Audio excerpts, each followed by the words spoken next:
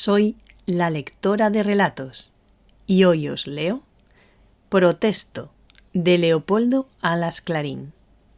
Este don Fermín Zaldúa, en cuanto tuvo uso de razón, y fue muy pronto, por no perder el tiempo, no pensó en otra cosa más que en hacer dinero.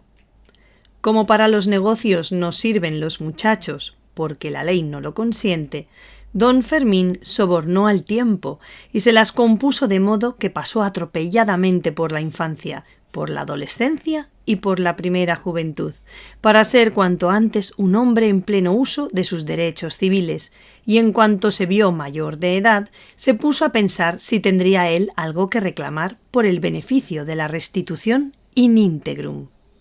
Pero ni un centavo tenía que restituirle alma nacida, porque, menor y todo, nadie le ponía el pie delante en lo de negociar con astucia, en la estrecha esfera en que la ley hasta entonces se lo permitía. Tan poca importancia daba a él a todos los años de su vida en que no había podido contratar ni hacer grandes negocios, por consiguiente, que había olvidado casi por completo la inocente edad infantil y la que sigue, con sus dulces ilusiones que él no había tenido, para evitarse el disgusto de perderlas. Nunca perdió nada don Fermín, y así, aunque devoto y aun supersticioso, como luego veremos, siempre se opuso terminantemente a aprender de memoria la oración de San Antonio. ¿Para qué?, decía él, si yo estoy seguro de que no he de perder nunca nada. Si tal, le dijo en una ocasión el cura de su parroquia, cuando Fermín ya era muy hombre, si tal, puede usted perder una cosa, el alma. De que eso no suceda, replicó Zaldúa, ya cuidaré yo a su tiempo. Por ahora, a lo que estamos. Ya verá usted, señor cura, cómo no pierdo nada. Procedamos con orden. El que mucho abarca, poco aprieta. Yo me entiendo. Lo único de su niñez que Zaldúa recordaba con gusto y con provecho era la gracia que desde muy temprano tuvo que hacer parir dinero al dinero y a otras muchas cosas. Pocos objetos hay en el mundo, pensaba él, que no tengan dentro algunos reales por lo menos. El caso está en saber retorcer y estrujar las cosas para que suden cuartos. Y lo que hacía el muchacho era juntarse con los chicos viciosos que fumaban, jugaban y robaban en casa dinero o prendas de algún valor. No los seguía por imitarlos, sino por sacarlos de apuros cuando carecían de pecunia, cuando perdían al juego, cuando tenían que restituir el dinero cogido a la familia o las prendas empeñadas. Fermín adelantaba la plata necesaria, pero era con interés. Y nunca prestaba sino con garantías, que solían consistir en la superioridad de sus puños, porque procuraba siempre que fuesen más débiles que él sus deudores, y el miedo le guardaba la viña. Llegó a ser hombre, y se dedicó al único encanto que le encontraba a la vida, que era la virtud del dinero, de parir dinero. Era una especie de Sócrates crematístico. Sócrates, como su madre, Fenaretes, matrona partera, se dedicaba a ayudar a parir, pero ideas. Zaldúa era comadrón del 30%. Todo es según se mira. Su avaricia era cosa de su genio. Era él un genio de la ganancia. De una casa de banca ajena, pronto pasó a otra propia.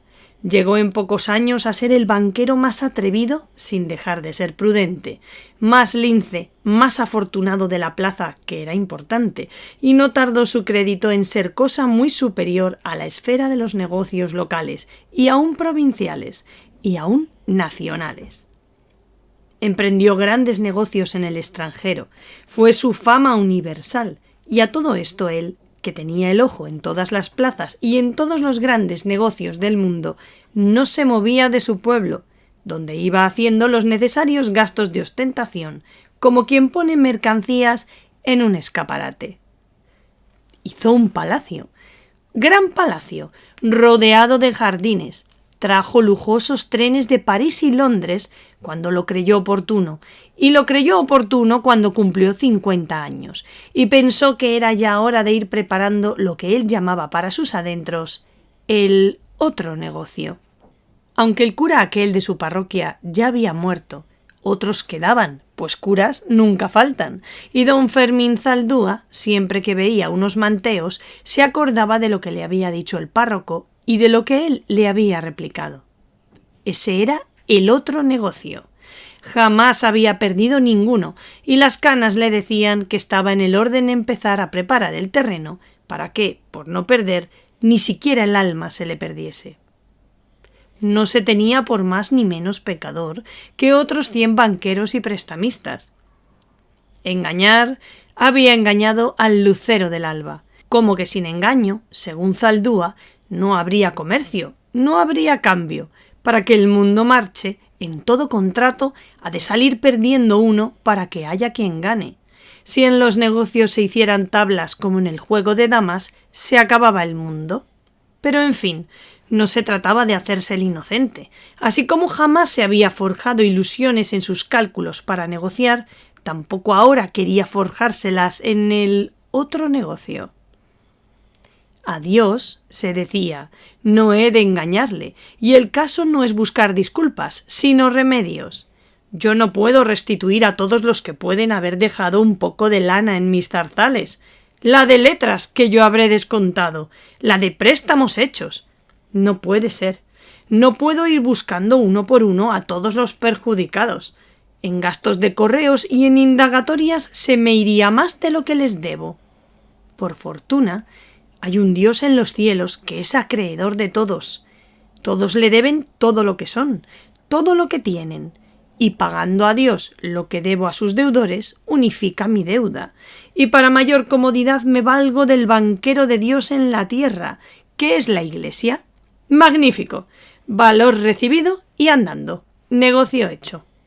Comprendió Zaldúa que para festejar al clero, para gastar parte de sus rentas en beneficio de la Iglesia, atrayéndose a sus sacerdotes, el mejor reclamo era la opulencia, no porque los curas fuesen generalmente amigos del poderoso y cortesanos de la abundancia y del lujo, sino porque es claro que, siendo misión de una parte del clero pedir para los pobres, para las causas pías, no han de postular donde no hay de qué, ni han de andar oliendo donde se guisa. Es preciso que se vea de lejos la riqueza y que se conozca de lejos la buena voluntad de dar. Ello fue que, en cuanto quiso, Zaldúa vio un palacio lleno de levitas y tuvo oratorio en casa. Y, en fin, la piedad se le entró por las puertas tan de rondón que toda aquella riqueza y todo aquel lujo empezó a oler así como a incienso, y los tapices y la plata y el oro labrados de aquel palacio, con todos sus jaspes y estatuas y grandezas de 1000 géneros, llegaron a parecer magnificencias de una catedral, de esas que enseñan con tanto orgullo los sacristanes de Toledo, de Sevilla, de Córdoba. Limosnas abundantísimas, y aún más fecundas por la sabiduría con que se distribuyen siempre, fundaciones piadosas de enseñanza, de asilo para el vicio arrepentido, de pura devoción y aun de otras clases, todas santas. Todo eso y mucho más por el estilo brotó del caudal fabuloso de Zaldúa como de un manantial inagotable. Mas como no bastaba pagar con los bienes, sino que se había de contribuir con prestaciones personales, don Fermín, que cada día fue tomando más en serio el negocio de la salvación, se entregó a la práctica devota, y en manos de su director espiritual y administrador místico, don Mamerto, maestrescuela de la Santa Iglesia Catedral, fue convirtiéndose en paulino, en siervo de María, en cofrade del Corazón de Jesús, y lo que importaba más que todo, ayunó, frecuentó los sacramentos, huyó de lo que le mandaron huir, creyó cuando le mandaron creer, aborreció lo aborrecible y por fin llegó a ser el borrego más humilde y dócil de la diócesis, tanto que don Mamerto, el maestrescuela, hombre listo, al ver la oveja tan sumisa y de tantos posibles, le llamaba para sus adentros el toisón de oro. Todos los comerciantes saben que sin buena fe, sin honradez general en los del oficio, no hay comercio posible, sin buena conducta no hay confianza, A la larga, sin confianza no hay crédito. Sin crédito no hay negocio. Por propio interés ha de ser el negociante limpio en sus tratos. Una cosa es la ganancia, con su engaño necesario, y la trampa es otra. Así pensaba Zaldúa, que debía gran parte de su buen éxito a esta honradez formal, a esta seriedad y buena fe en los negocios, una vez emprendidos los de ventaja. Pues bien, el mismo criterio llevó a su otro negocio. Sería no conocerle pensar que él había de ser hipócrita, escéptico. No. Se aplicó de buena fe a las prácticas religiosas y si, modestamente, al sentir el dolor de sus pecados, se contentó con el de atrición, fue porque comprendió, con su gran golpe de vista, que no estaba la Magdalena para tafetanes y que a don Fermín Zaldúa no había que pedirle la contrición, porque no la entendía. Por temor al castigo, a perder el alma, fue pues devoto. Pero este temor no fue fingido, y la creencia ciega absoluta que se pidió para salvarse la tuvo sin empacho y sin el menor esfuerzo. No comprendía cómo había quien se empeñaba en condenarse por el capricho de no querer creer cuanto fuera necesario. Él lo creía todo, y aún llegó, por una propensión común a los de su laya, a creer más de lo conveniente, inclinándose al fetichismo disfrazado y a las más claras supersticiones. En tanto que Zaldúa edificaba el alma como podía, su palacio era emporio de la devoción ostensible y aun ostentosa, eterno jubileo, basílica de los negocios píos de toda la provincia, y a no ser profanación excusable, llamáranlo lonja de los contratos ultratelúricos. Mas sucedió a lo mejor, y cuando el caudal de don Fermín estaba recibiendo los más fervientes y abundantes bocados de la piedad solícita, que el diablo, o quien fuese, inspiró un sueño, endemoniado, si fue del diablo en efecto, al insigne banquero. Soñó de esta manera. Había llegado la de vámonos, él se moría sin remedio, y don Mamerto, a la cabecera de su lecho, le consolaba diciendo: «Ánimo, don Fermín, ánimo, que ahora viene la época de cosechar el fruto de lo sembrado. Usted se muere, es verdad, pero ¿qué? ¿Ve usted este papelito? ¿Sabe usted lo que es?» Y don Mamerto sacudía ante los ojos del moribundo una papeleta larga y estrecha. «Eso parece una letra de cambio». Y eso es, efectivamente. Yo soy el librador y usted es el tomador. Usted me ha entregado a mí, es decir, ha entregado a la Iglesia, a los pobres, a los hospitales, a las ánimas, la cantidad X. Un buen pico. Bueno, pues bueno, ese pico mando yo, que tengo fondos colocados en el cielo, porque ya sabe usted que ato y desato, que se lo paguen a su espíritu de usted en el otro mundo, en buena moneda de la que corre allí, que es la gracia de Dios, la felicidad eterna. A usted le enterramos con este papelito sobre la barriga y por el correo de la sepultura esta letra llega a poder de su alma de usted, que se presenta a cobrar ante San Pedro, es decir, a recibir el cacho de gloria, a la vista, que le corresponda, sin necesidad de antesalas, ni plazos, ni fechas de purgatorio. Y en efecto, siguió don Fermín soñando que se había muerto, y que sobre la barriga le habían puesto, como una recomendación, o como uno de aquellos viáticos en moneda y comestibles que usaban los paganos para enterrar a sus muertos, le habían puesto la letra a la vista que su alma había de cobrar en el cielo. Y después, él ya no era él, sino su alma, que con gran frescura se presentaba en la portería de San Pedro, que además de portería era un banco, a cobrar la letra de don Mamerto. Pero fue el caso que el apóstol, arrugado el entrecejo, leyó y releyó el documento, le dio 1000 vueltas y por fin, sin mirar al portador, dijo malhumorado: «Ni pago ni acepto». El alma de Zaldúa hizo ni más ni menos lo que su propietario, don Fermín, hubiera hecho en la tierra en situación semejante.